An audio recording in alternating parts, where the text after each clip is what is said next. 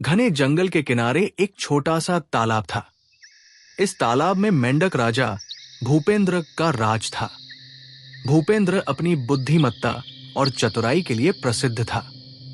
तालाब के आसपास के सारे मेंढक उसकी आज्ञा का पालन करते थे। तालाब के ऊपर एक बड़ा सा पेड़ था जहां पक्षियों का झुंड रहा करता था। उनमें से एक छोटी चिड़िया चंपा अपनी मीठी आवाज और समझदारी के लिए जानी जाती थी। एक दिन आसमान में काले बादल छा गए, जोरदार हवा चलने लगी और कुछ ही देर में बारिश की मोटी मोटी बूंदें तालाब पर गिरने लगी। बारिश की रफ्तार धीरे धीरे तूफान में बदल गई। तालाब के चारों ओर पानी भरने लगा और छोटे जानवर डरकर इधर उधर भागने लगे। चंपा ने अपने घोंसले से झांक कर देखा और चिंतित हो गई। उसने भांप लिया कि इस तूफानी बारिश से तालाब में पानी का स्तर खतरनाक तरीके से बढ़ सकता है, जिससे तालाब में रहने वाले मेंढकों की जान खतरे में पड़ सकती है। वो उड़कर भूपेंद्र के पास पहुंची। चंपा ने भूपेंद्र से कहा, भूपेंद्र राजा, ये बारिश बहुत खतरनाक है। अगर पानी इसी तरह बढ़ता रहा तो तालाब के सभी मेंढकों की जान खतरे में पड़ जाएगी। हमें कुछ करना होगा।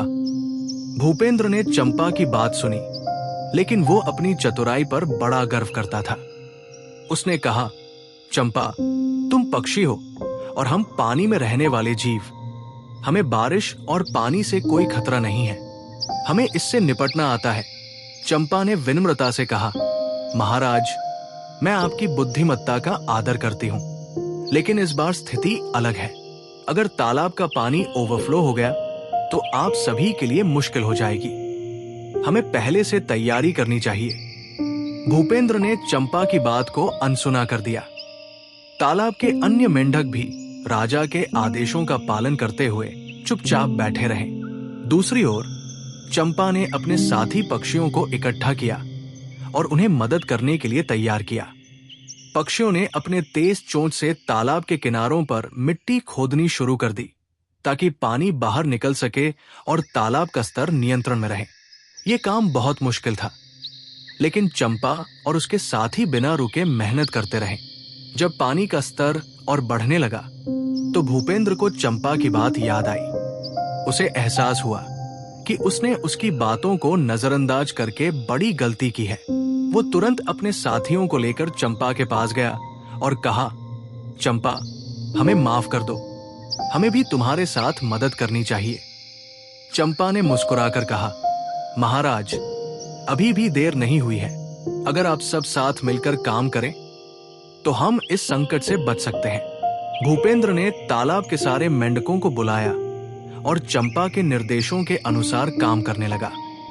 मेंढक भी मिट्टी हटाने में पक्षियों की मदद करने लगे। तालाब का पानी धीरे धीरे बाहर निकलने लगा और खतरा टलने लगा। इस कठिन समय में पक्षियों और मेंढकों की एकता ने साबित कर दिया कि मिलजुल कर हर मुश्किल को हल किया जा सकता है। जब बारिश रुकी और सूरज निकला तो तालाब के चारों ओर खुशी का माहौल था। भूपेंद्र ने चंपा और उसके पक्षी साथियों का धन्यवाद किया।